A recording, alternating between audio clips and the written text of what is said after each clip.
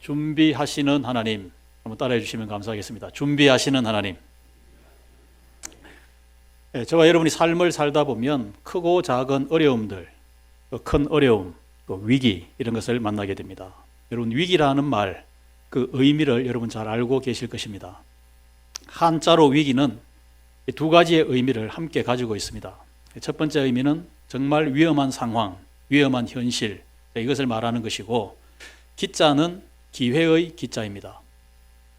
위험한 상황이 내 앞에 있는데, 그러나 이것을 내가 잘 대처하고 잘 극복하면 새로운 기회로 내가 새롭게 출발할 수 있고 새롭게 도약할 수 있다. 여러분, 이것이 위기라는 한 단어 속에 들어있는 두 가지의 의미가 되겠습니다. 여러분, 삶의 위기를 만난다는 것은 우리의 선택의 문제는 아니에요.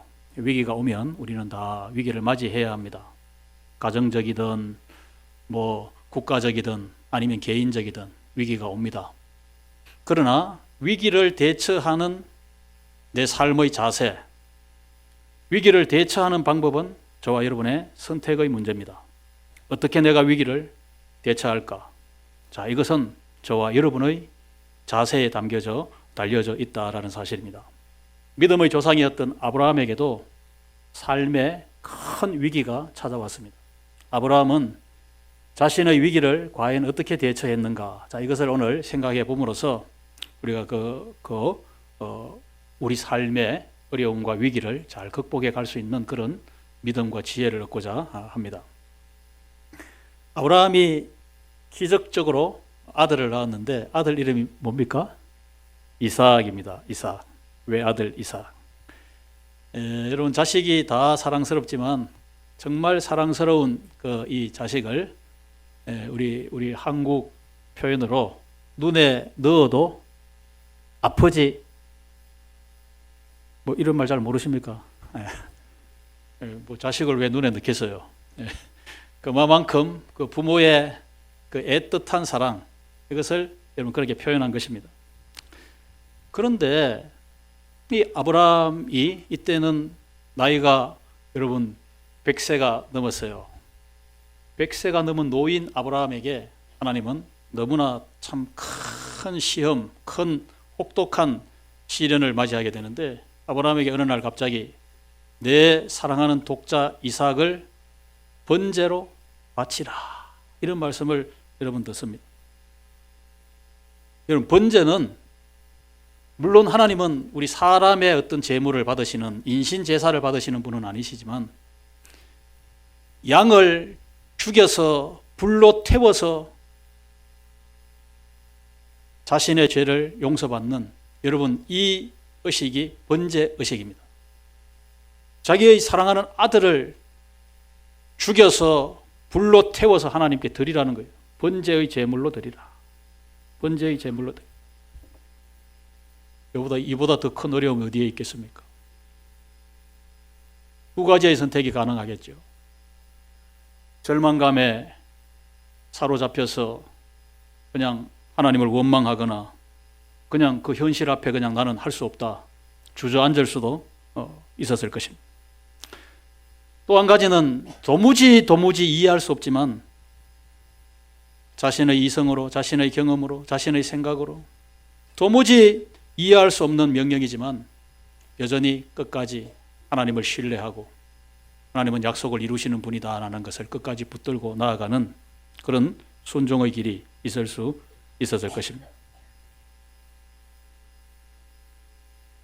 여러분, 이것은 우리가 참 많이 들은 성경 이야기니까 이 내용을 처음 듣는 분은 좀 이렇게 새롭게 들으실런지 모르지만 여러 차례 들으신 분들은 오늘 아브라함과 아들 이삭의 이야기구나 라고 이렇게 그냥 그렇게 대할 수 있어요. 여러분, 아브라함과 아들 이삭, 이 부자의 그 마음을 오늘 우리 조금이라도 좀 더 헤아려 봅시다. 아버지 아브라함은 아들 이삭을 제물로 드리라는 말씀 앞에 제물을 드려야 합니다. 아버지 아브라함은 아들을 어떻게 해야 됩니까? 죽여야 되는 거예요. 죽여야 되는 입장에 있고, 아들 이삭은 물론 이 말씀을 아직 알지를 못합니다. 죽어야 됩니다. 자, 부자 간에 아버지는 죽여야 되고 아들은 죽어야 되는, 여러분, 이런 현실, 이런 상황입니다.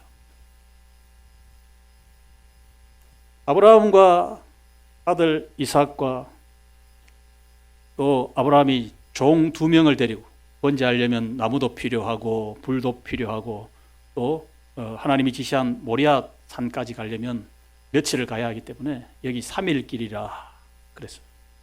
여러분, 하나님의 이 명령을 들은 이 아브라함이 자기 사랑하는 아들 이삭을 제물로 드려야 되는데 이 3일 길을 걸어갔다 그랬습니다.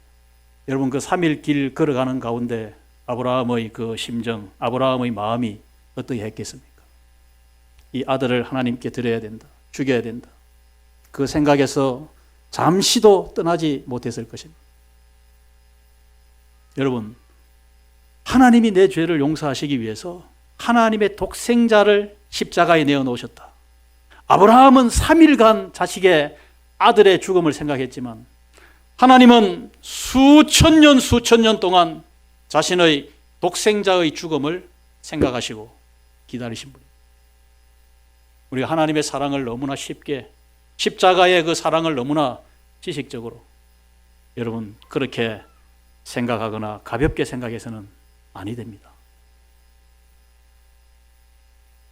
오늘 성경을 읽어보면 아브라함이 아들 이삭과 2 종을 데리고 모리아산으로 가는데 아브라함이 별 말이 없어요.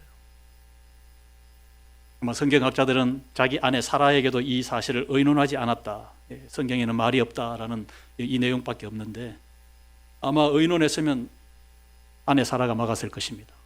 할 수 없어 이렇게 나왔을지 모르겠어요. 여러분,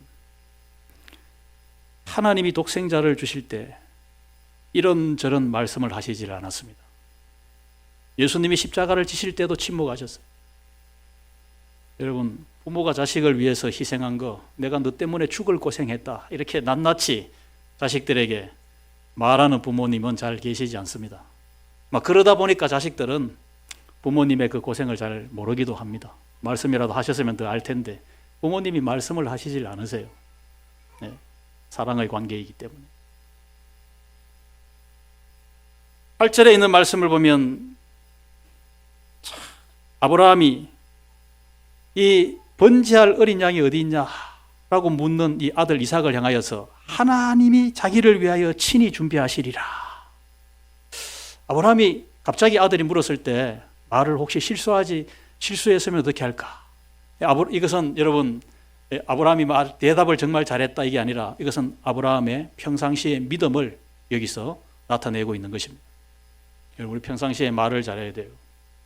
그냥 내 생각대로, 내 감정대로 믿음 없는 말, 사람과의 관계에서 2번 다시 안 볼 그런 마음으로 말을 한다든지, 여러분 이런 말들은 큰 상처를 가져옵니다. 이 아브라함의 이 말은 믿음의 말이에요.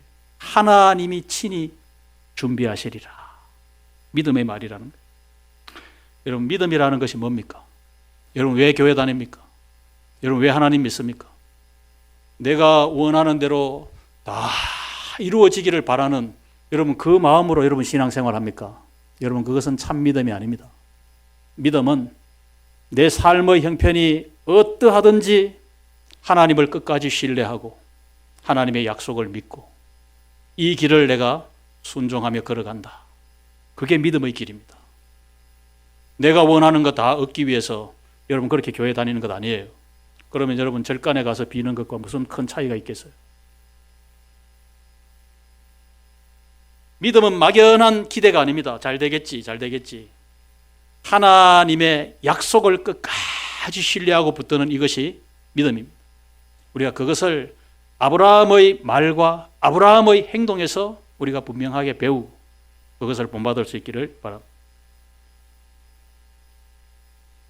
아브라함은 이런 어떤 절망이나 원망을 선택한 것이 아니라 순종을 선택을 했고, 또 아브라함은 절망이 아닌 믿음, 희망을 끝까지 붙들고 있습니다. 참 놀라운 일입니다. 여러분, 이것이 하나님이 은혜를 베푸셨기 때문에 아브라함이 이러한 선택을 했다. 여러분, 저는 그렇게 믿습니다. 나중에는 하나님이 준비해 놓으신, 예비해 놓으신 순양을 이삭 대신에 바치게 합니다. 그러면서 아브라함을 하나님이 축복하십니다. 아브라함아, 너가 나를 경외하는 줄 내가 알겠다 하면서 아브라함의 자녀들을 축복하시고 아브라함의 미래를 하나님이 축복해 주세요. 너에게 복을 주마 약속을 하셨습니다. 아브라함이 그곳에서 아들 이삭 대신에 한 순양을 하나님께 번제의 제물로 드리면서 아브라함이 그 모리아 땅, 모리아 제단 그곳을 뭐라고 불렀습니까? 여호와 이레라 불렀습니다. 여호와 이레. 이레라는 이 히브리 단어는 미리 본다라는 뜻이에요. 미리 본다, 미리 준비한다. 그래서 여호와 이레라는 말은 여기에 설명이 나와 있죠. 하나님이 미리 준비하신다. 하나님이 미리 준비하신다. 여러분, 우리가 가진 지식이나 우리 인생의 경험은 뭐 어제와 오늘은 우리가 현실이니까 알고 있지만 우리는 내일을 몰라요. 내일 무슨 일을 당할지 우리의 미래는 모른다 이 말입니다. 그러나 하나님은 저와 여러분 오늘을 아실 뿐만 아니라 우리의 과거를 아실 뿐만 아니라 우리의 미래도 다 알고 계시는 하나님이십니다. 우리의 미래를 알고 계시는 하나님께서 우리의 미래를 미리 준비하시는 하나님이라면 여러분 그런 하나님을 만나고 그런 하나님을 의지하고 내 미래를 맡기며 그렇게 살아가기를 원하지 않으십니까? 여러분 그런 마음들이 여러분 그런 희망이 그런 기대가 여러분 오늘 저와 여러분 우리 모두에게 있는 줄로 믿습니다. 어떻게 하면 여러분 나의 미래를 준비해 주시는 그런 하나님을 나도 아브라함처럼 믿고 그렇게 살아갈 수 있을까? 우리의 미래를 준비하시는 하나님을 어떻게 내가 믿고 살아갈 수 있을까? 먼저 첫째로는 위기를 만났을 때 이 모든 삶의 위기 속에 하나님의 뜻이 있다라는 것을 먼저 수용할 줄 알아야 합니다. 먼저 받아들일 줄 알아야 합니다. 어려움으로만 보지 말고 이 어려움 속에 하나님이 나를 향한 하나님의 계획, 뜻이 있을 것이다라고 일단 그렇게 받아들이라 이 말입니다. 이 신앙 용어로 오늘 읽은 말씀 가운데는 창세기 22장 1절에 보면 그 일 후에 하나님이 아브라함을 뭐 하시려고? 시험하시려고 했습니다. 시험. 여기에 시험이라는 이 단어는요, 테스트입니다. 유혹이 아니에요. 테스트. 검사한다. 학생들이 학교에 이제 월말 또 이 학기 말 이래 되면 시험 치잖아요. 그 시험입니다. 단순한 테스트. 유혹은 다릅니다. 유혹은 어떤 어려움에 탁 걸려서 넘어지도록 뭐 이성의 유혹, 물질의 유혹 여러분 그 걸려 넘어지도록 그런 건 유혹이에요. 하나님은 하나님의 자녀들을 유혹하시지 않습니다. 유혹하는 것은 마귀가 유혹합니다. 학교 다닐 때 시험을 많이 쳤잖아요. 네? 학생들이 시험 치는 것은 좋은 일이에요, 나쁜 일이에요? 우리 SFC 학생들. 시험 친다 이러면 막 시험 치는 날짜가 막 기대되고 막 손꼽아 기다리고 설레이고 이래요. 그런 사람도 없어요. 시험 앞에서는 다 힘듭니다. 시험 좀 안 쳤으면 좋겠다. 시험 일주일 연기됐다 이러면 학생들이 막 만세를 불러요. 막 만세를 그렇게 합니다. 그렇다고 해서 우리 학생들 한번 생각해 보세요. 중학교 3년 동안, 고등학교 3년 동안 아예 시험이 없다. 만약에 이런 학교 다니고 싶다. 그렇게 한다면 나 그 학교 갈래. 또 이렇게 또 결정할 학생도 별로 없을 것입니다. 시험은 힘든 것이지만 시험을 통해서 주는 유익이 있기 때문에 내 실력을 평가할 수 있고 부족한 것을 보충할 수 있고 여러분 우리 신앙생활에 여러분 시험이 여러분 그러한 것입니다. 인생의 어려움, 인생의 시험으로 인하여서 고통으로 인하여서 나 자신의 참 부족함을 깨달을 수 있는 기회가 된다는 거예요. 기회가 된다. 내가 정말 너무나 참 교만한 자세를 가지고 하나님 앞에서 예의 없이 살았구나. 하나님의 말씀도 존중하지 못했고 그저 내 생각대로 내 감정대로 이렇게 반응하면서 살았구나. 하나님이 내 비서실장도 아닌데 내가 힘들고 내가 급할 때만 하나님을 찾고 이렇게 살았구나. 나를 향한 하나님의 뜻을 내가 이렇게 물어보지도 못했고 기도하지도 못했구나. 내 자신의 이런 허물을 깨닫게 되는 기회가 되는 거예요. 기독교 명서를 많이 저술한 C.S. 루이스라는 분이 계십니다. 존경받는 지성인이죠. 이 교수님에게 배우는 학생이요, 왜 성경은 하나님은 사랑의 하나님이신데 왜 우리에게 이런 아픔, 이런 고통을 하나님이 주십니까? 허락하십니까? 라는 질문을 했어요. 하나님이 사랑의 하나님이신데 내 삶에 왜 이 아픔이 있느냐. 교수님이 학생에게 또 이렇게 대답하시는 거니까 웃으시면서 재군 학생 이러면서, 그렇지 않아도 우리 인생은 정말 교만하기 짝이 없는 기고만장한 그러한 삶을 누구든지 살아가는데 고통마저 없다면, 고난마저 없다면 그 인생이 얼마나 더 교만하겠느냐. 그 학생이 신앙 세계를 전혀 모르는 학생이 아니기 때문에 그렇게 말씀을 하셨다 그래요. 이 자리에 계신 여러분 성도들 가운데 내 삶에 아픔이나 고통이나 위기가 없다면 하나님을 찾았겠습니까? 오늘도 여러분 가고 싶은데, 즐기고 싶은데 자유롭게 엔조이하면서 그렇게 왔다가 가는 것이 인생 아니냐, 어떤 그러한 생각으로 오늘의 하루를 걸어가고 계실 것입니다. 야고보 1장 2절에서 4절에 있는 말씀으로 우리의 모든 삶의 위기와 고통 앞에서 이러한 자세를 가지라 우리에게 권면합니다. 시작. 내 형제들아, 너희가 여러 가지 시험을 당하거든 온전히 기쁘게 여기라. 이는 너희 믿음의 시련이 인내를 만들어내는 줄 너희가 알미라. 인내를 온전히 이루라. 이는 너희로 온전하고 구비하여 조금도 부족함이 없게 하려 합니다. 아브라함을 시험하신 그 목적을 말씀하고 있습니다. 하나님이 아브라함의 그 믿음을 인정해 주고 싶어서 12절에도 보면, 12절 끝에 보면 내가 이제야 너가 하나님을 경외하는 줄을 아노라 하면서 아브라함을 칭찬해 주고 계십니다. 저와 여러분의 앞날을 준비해 주시는 하나님을 믿고 의지하고 살아가기 위해서는 여러분 내 삶이 어떠한 위기의 순간에서도 우리는 믿음을 놓지 말아야 합니다. 믿음을 가져야 합니다. 오늘 읽은 말씀을 자세히 살펴보면요, 아브라함에게 그런 믿음이 있었어요. 아까 말씀드렸습니다마는 불과 나무는 우리가 준비해 가는데 아버지, 하나님께 드려야 될 어린 양은 어디에 있습니까? 아들 이삭이 그 모리아 산이 가까워질수록 이 번제를 하러 가는데, 희생 제물을 드리러 가는데 희생 제물이 안 보인다 이 말입니다. 양을 아버지가 데리고 와야 되는데 아버지의 손에 양이 없는 거예요. 그래 아들 이삭이 이렇게 지금 묻고 있는 것입니다. 그때 아브라함이 아까 말씀드린 대로 8절에 아브라함이 이르되 내 아들아, 번제할 어린 양은 하나님이 자기를 위하여 친히 준비하시리라. 하나님이 친히 준비하시리라. 아브라함이 이렇게 말씀하고 있습니다. 참 기가 막히는 믿음입니다. 아브라함의 판단, 아브라함의 이성으로는 아들 이삭을 죽여서 바쳐야 된다는 그것을 부인하고 있지 않습니다. 그렇지만 모순되지만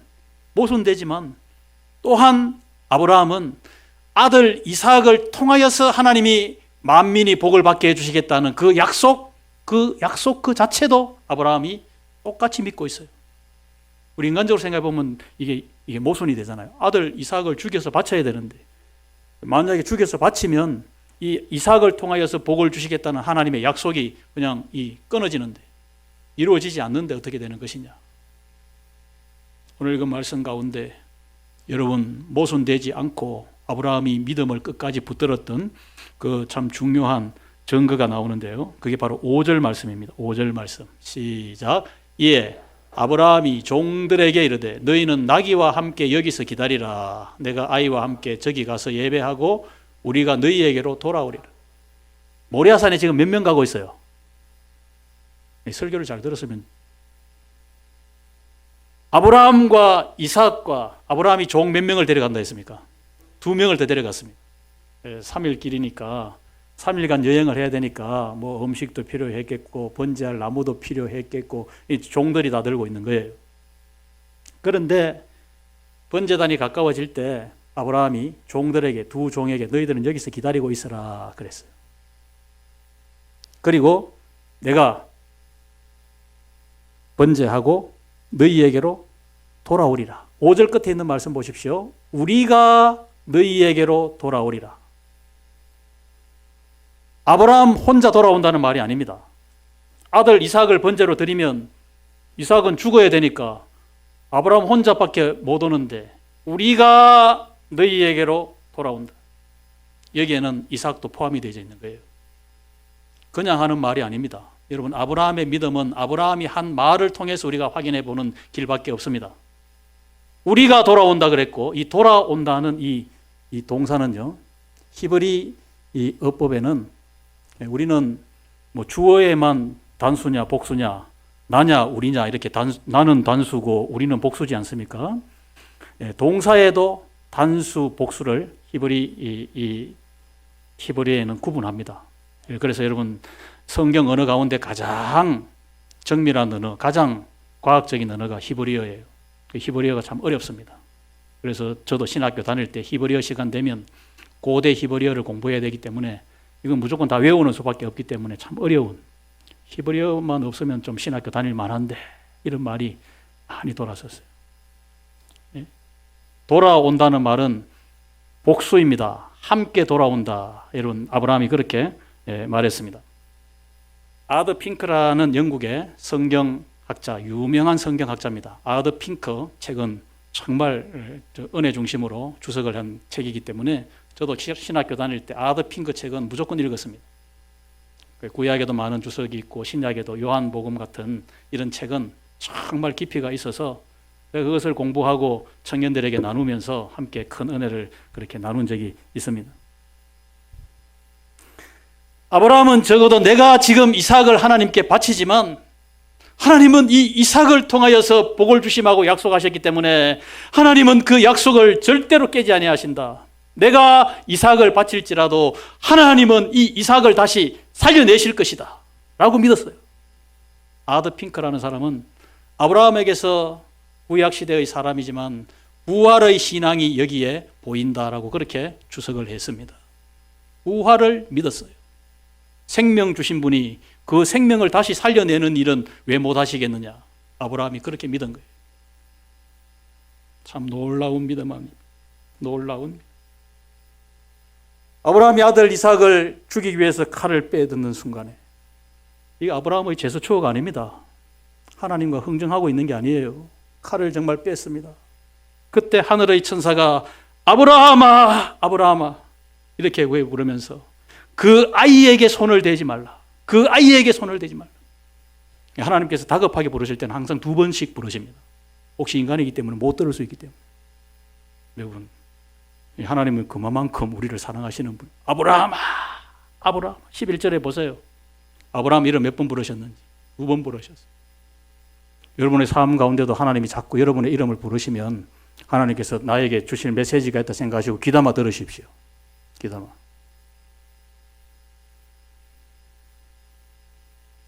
그 아이에게 손을 대지 말아라. 그 아이에게 손을 대지 말아라.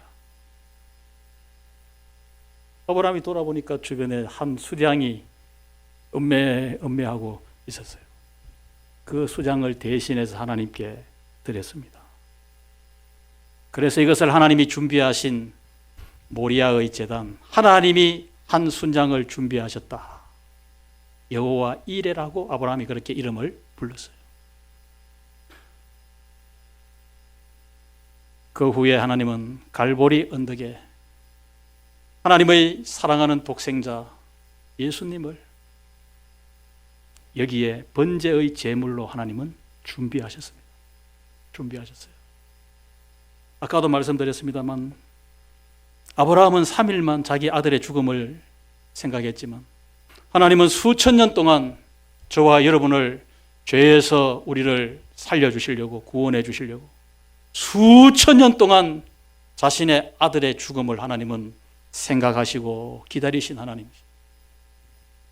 우리 하나님의 사랑은 그토록 우리가 다 헤아릴 수 없는, 다 말할 수 없는 바닷물을 우리가 다 담을 수 없듯이 하나님의 그 무한하신 사랑, 여러분 그 사랑으로 우리가 예수님을 통하여서 죄를 용서받고 하나님의 자녀가 된 줄로 믿습니다.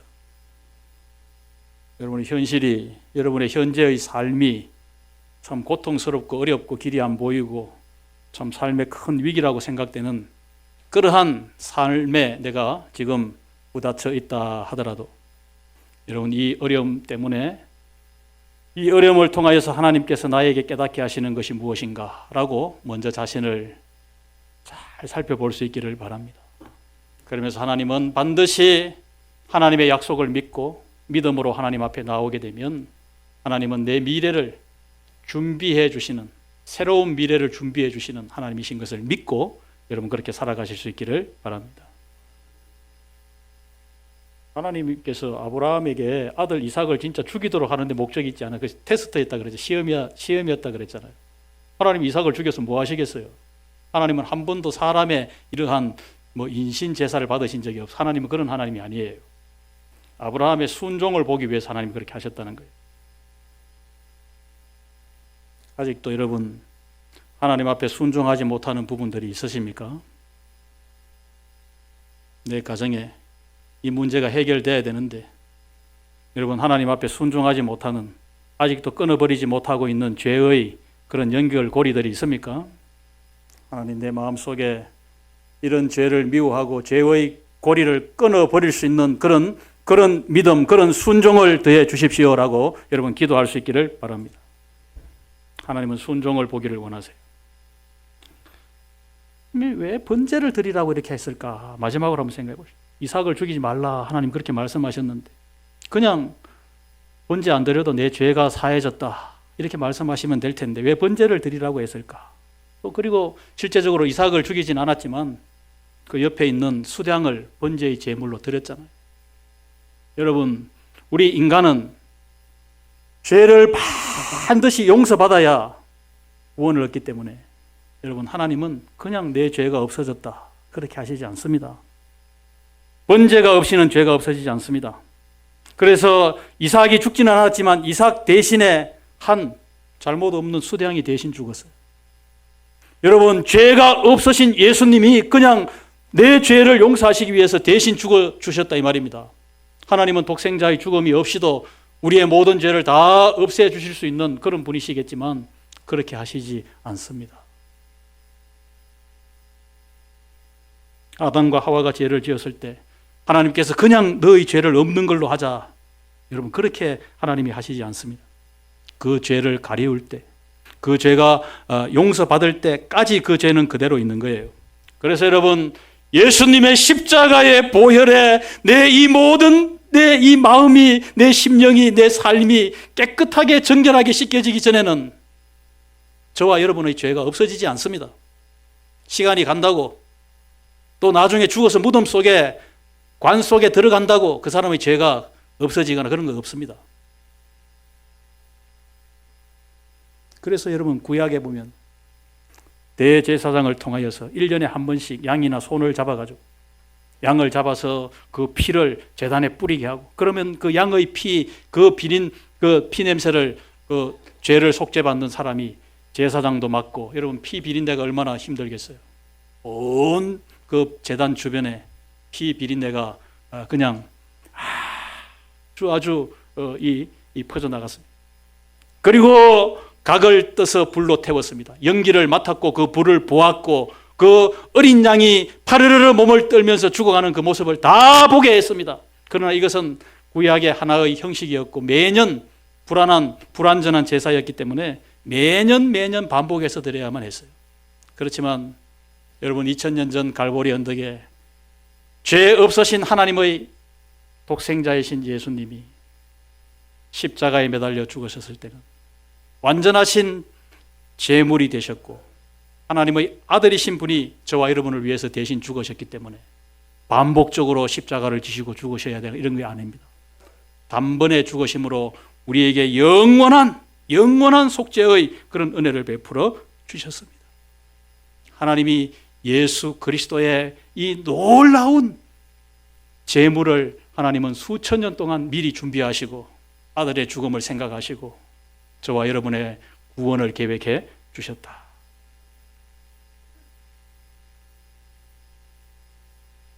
현실만 바라보고 여러분 인생을 너무 이렇게 속단하지 마시기를 바랍니다. 내 삶의 자세를 바꾸고 하나님의 약속을 붙들고 하나님 앞에 저와 여러분 겸손하게 나아가면 하나님이 내 삶의 미래를 준비하시는 하나님이신 것을 믿고 여러분 어려운 상황 속에서도 위기 상황 속에서도 하나님의 자녀로서 믿음을 지키고 그렇게 살아갈 수 있는 저와 여러분 우리 모두가 다 되어지시기를 주님의 이름으로 축복합니다. 아멘.